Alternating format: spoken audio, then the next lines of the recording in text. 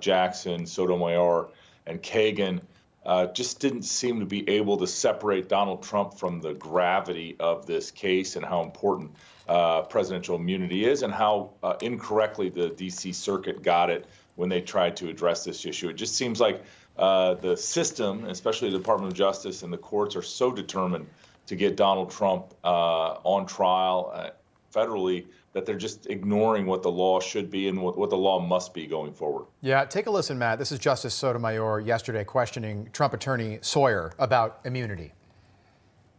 If the president decides that his rival is a corrupt person and he orders the military or orders someone to assassinate him, is that within his official acts that for which he can get immunity? It would depend on the hypothetical, but we can see that could well be an official act. It could, and why? Because he's doing it for personal reasons.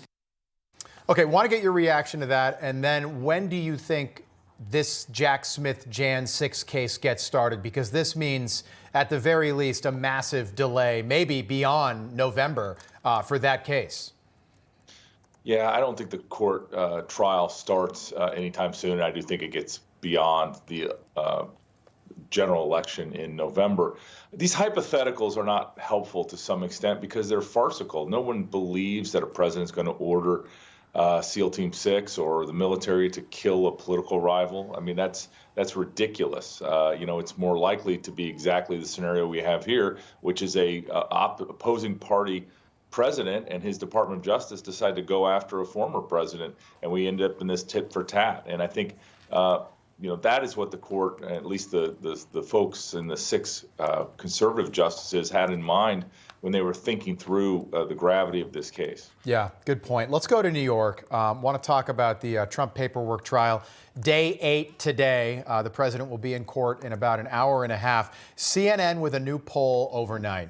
And pretty remarkable, the numbers here.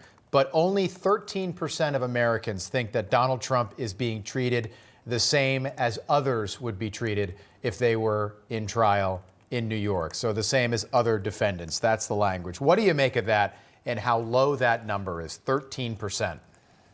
What it means is that everyone sees what's going on and they understand what's happening to Donald Trump and they understand how he's being treated differently than any other person that's charged with a crime. I think the other thing, as I watch this trial from afar, is first of all, the issue we always talk about is cameras in the courtroom. I think it'd be a much different trial if we were watching this play out on our TV screens. But, it's so obvious to me that Alvin Bragg and his team want to make this all about 2016, all about, I guess, some election interference theme they have. Meanwhile, they are the ones that are interfering with an election. And it's the election in 2024 by keeping President Trump off the campaign trail. Yeah, that is such a good point. So the media yesterday, this is David Pecker taking the stand again. That's just an unfortunate last name, and I didn't think he'd be on the stand this time for this long.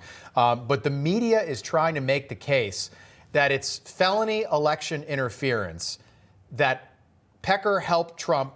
Catch and kill is the term when you take a story and you never publish the story, catch and kill. The Stormy Daniels story back in 2016. And I'm sitting there thinking to myself, the rest of the media has done this for Hillary Clinton and Joe Biden for the last 8 years. I give you the Hunter Biden laptop as a glistening, gleaming example of doing this. So how is it any different? By the way, it's not illegal to do that. But you go back to 2016, 2 papers, the National Enquirer, that's one of them, endorsed Trump. 57 newspapers across this country endorsed Hillary Clinton. It sounds like they're basically upset with Trump for beating Hillary in 2016. That was the case laid out yesterday. Yeah, that's exactly where we are, and what this, watching it from, the news reports, what it's about. Ultimately, they're going to have to prove this case, but, there's a lot of legal hurdles. And I think one of the main legal hurdles is this New York misdemeanor that now, because it's combined with these document misdemeanors, somehow elevates it all to felonies. Is it even appropriate or legal for New York to regulate a presidential election? I'm not sure that issue is going to break to the advantage of Alvin Bragg, because, at the end of the day, there is really no state regulation of presidential elections and federal offices. So this is, again, a novel legal theory that I think they're going to lose ultimately. But all they want is a conviction, and I'm wondering what this jury's thinking right now as they sit there.